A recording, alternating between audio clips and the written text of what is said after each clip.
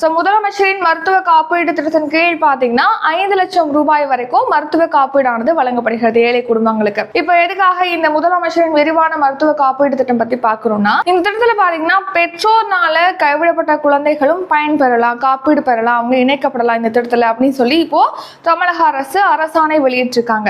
முதலமைச்சரின் விரிவான காப்பீட்டு திட்டத்துல 5 லட்சம் வரைக்கும் காப்பீடு அளிக்கிறாங்க. இதன்படி தமிழ்நாட்டில் 1.43 கோடி குடும்பங்கள் பாத்தீங்கன்னா இந்த திட்டத்தின் கீழ் பயனடைந்து வராங்க.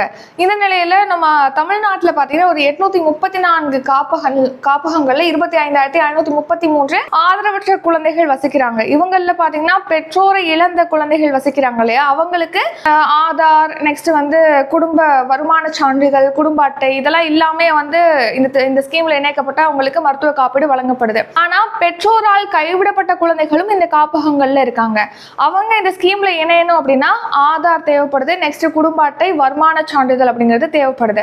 ஸோ இந்த டாக்குமெண்ட்ஸ் கேதர் பண்றது, இந்த டாக்குமெண்ட்ஸ் ஒப்படைச்சு இந்த ஸ்கீம்ல இவங்க இணையிறது அப்படிங்கிறது ஒரு பெரிய கடினமான நிகழ்வா இருக்கனால இப்போ என்ன பண்ணிருக்காங்கன்னா, ஆதார் தவிர்த்து குடும்ப அட்டை, வருமான சான்றிதழ் இந்த பெற்றோரால் கைவிடப்பட்ட குழந்தைகள் இந்த ஸ்கீம்ல இணையறதுக்கு தேவையில்லை அப்படின்னு சொல்லி விலக்கு அளிச்சிருக்காங்க தமிழக அரசு. ஸோ அதுக்கான அரசாணையை மக்கள் நல்வாழ்வுத்துறை பிறப்பிச்சிருக்கு. ஸோ அதன்படி இந்த காப்பகங்களில் வசிக்கக்கூடிய 15,092 குழந்தைகள், பெற்றோரால் கைவிடப்பட்ட குழந்தைகள் இப்போ முதலமைச்சரின் விரிவான காப்பீடு திட்டத்தின் கீழ் பயன்பெற முடியும் அப்படின்னு தெரிவிச்சிருக்காங்க. இந்த முதலமைச்சருடைய காப்பீடு திட்டம் பத்தி பார்த்தோம்னா, இது இனிஷியலா பாத்தீங்கன்னா 2009ஆம் ஆண்டு ஜூலை 23ஆம் தேதி கலைஞர் காப்பீட்டு திட்டம் அப்படிங்கிற பேர்ல தொடங்கப்பட்டது இந்த ஸ்கீம். அதுக்கப்புறமா 2011 ஜூலை மாதம் பாத்தீங்கன்னா முதலமைச்சரின் விரிவான மருத்துவ காப்பீடு திட்டம் அப்படின்னு சொல்லிட்டு புதுப்பிக்கப்பட்டு புதுமையோட இந்த ஸ்கீம் லான்ச் பண்ணிருப்பாங்க, விரிவுபடுத்தப்பட்டு ஸ்கீம் லான்ச் பண்ணிருப்பாங்க.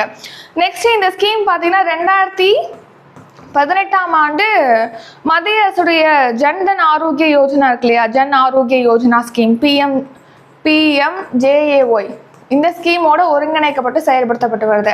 ஸோ இந்த திட்டத்தின் கீழ் பார்த்தீங்கன்னா உயிருக்கு ஆபத்தான 51 நோய்களுக்கு 5 லட்சம் வரைக்கும் உயர் மருத்துவ சிகிச்சையானது அரசு மற்றும் தனியார் மருத்துவமனைகளில் வழங்கப்படுகிறது இலவசமாக.